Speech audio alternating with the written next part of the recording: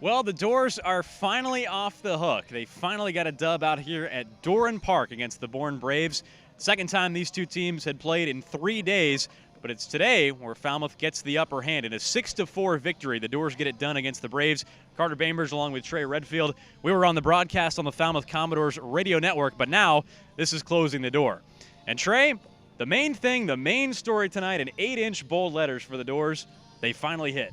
They finally hit the ball. It feels so good, right? And it kept going throughout. Jacob Walsh was the highlight with the hits tonight. He went 3 for 5 with a solo home run. Another line shot. I don't know what it is with Jacob Walsh. He brings a lot of power to the plate, but every time he goes yard, it's with a line shot. We saw him do it at Chatham. We saw him do it tonight here at Bourne. Jacob Walsh getting it done 3 for 5. Not too bad last time I checked.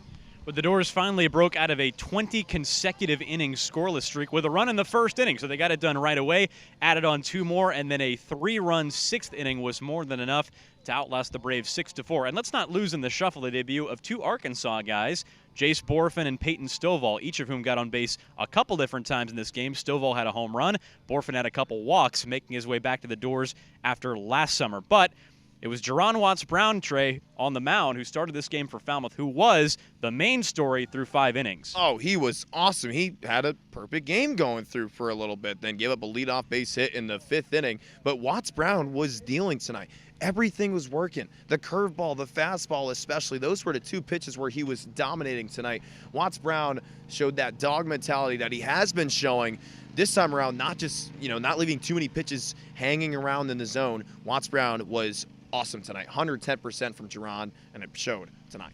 And Jerron Watts-Brown finally went 5 innings in a game that the Doors ended up winning, so he gets his first winning decision of the season in a 6-4 victory for Falmouth. But things get a little bit tougher tomorrow in the next 2 days when the Doors return home, first to the Gov Fuller Field, and then they go back out to Lowell Park. 2 straight games against the first-place Catuit-Kettleers. Yeah, last time I checked, that's pretty tough. The Cats have cooled down a little bit the last time the Commodores took on the Kettleers. That was a 3-3 tie at Lowell Park. But nothing wrong with spending a July 4th weekend with your biggest rival. The Commodores have to show off their A-game like they did tonight. They got to do it twice against the Kettleers. One tomorrow night, July 3rd, and the other, on the 4th of July.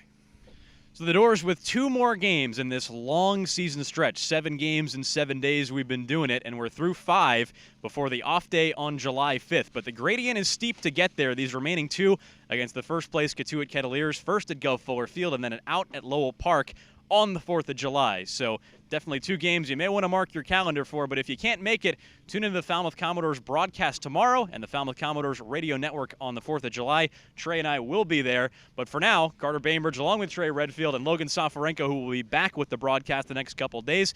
This has been Closing the Door, and good night.